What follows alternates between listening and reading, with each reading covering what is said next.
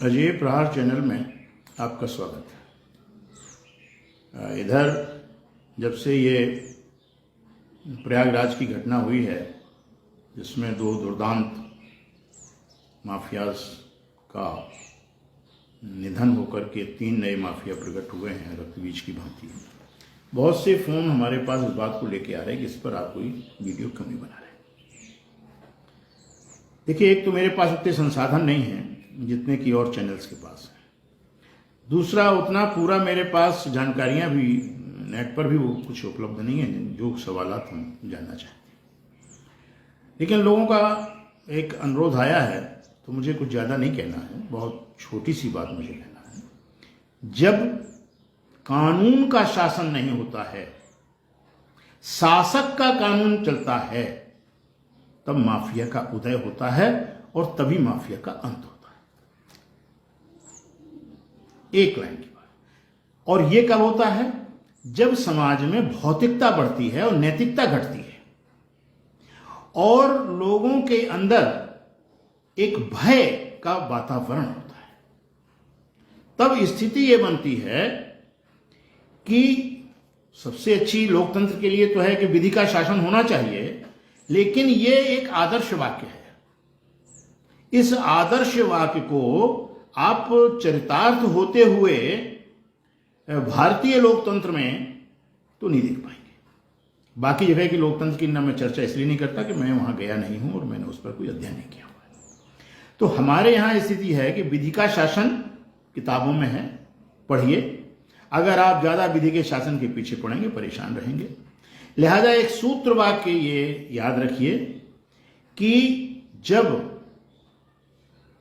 विधि का शासन नहीं होता है तब अपराधी बढ़ते हैं, माफिया बढ़ते हैं, दुष्ट बढ़ते हैं, सामाजिक उत्पीड़न होता है, जाति के आधार पर उत्पीड़न किया जाता है। और दरअसल ये क्यों होता है? क्योंकि कानून शासक का चलता है और शासक जब इतना बड़ा हो जाता है कि न्यायालय भी उसके सामने दया भरी दृष्टि से देखें, कातर दृष्टि से देखें, तब यह दृश्य आते हैं। और इन दृश्यों का समापन तो होता है इसी में, शासक के कानून में, विधि कानून में नहीं होता, शासक के कानून में होता। लेकिन वो जैसे ही 2 जाते हैं तो 3 आते हैं।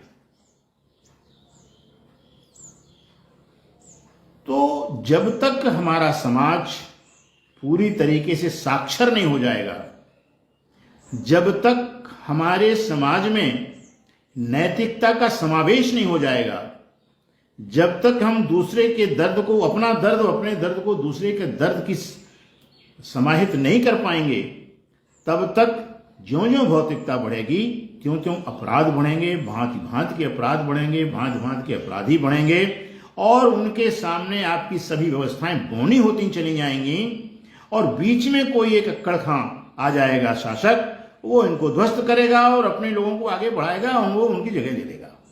ये एक प्रक्रिया है और ये प्रक्रिया आप देख लीजिए अपने हिंदुस्तान में, जब जिस राज्य में जिसका शासन रहा है, आप देख लीजिए कोई ना कोई माफिया को उसने संरक्षण दिया है। तो आज भी ये स्थिति है, इससे इनकार नहीं कर सकते। तो ना तो ये बहुत खुशी का मौका है, ना ये गम का मौका है। जो जस कर है सो तस फल चाखा की वाली बात है। हालांकि ये लोकतंत्र के लिए ये पंक्ति अच्छी नहीं है। हमें सुदृढ़ प्रशासन चाहिए, लेकिन ये सुदृढ़ प्रशासन तब तक नहीं होगा जब तक हमारी ब्यूरोक्रेसी राजनीतिक चुंगल से अलग नहीं होगी।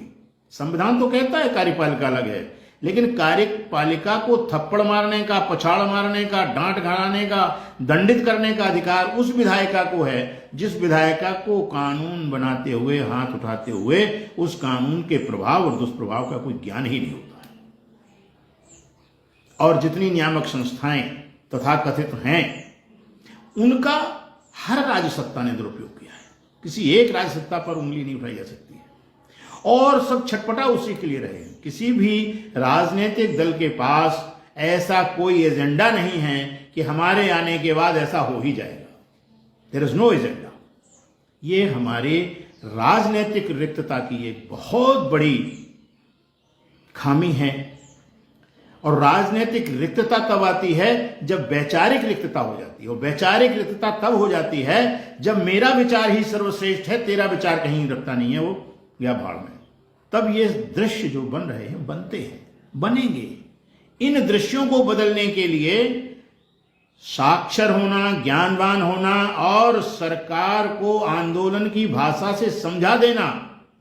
और आप लोकतंत्र में आंदोलन से आते हैं, राम मंदिर आंदोलन से बना है। जो भी आपको लाभ मिले हैं, जिन कम्युनिटीज को लाभ मिले हैं, वो आंदोलन से मिले हैं।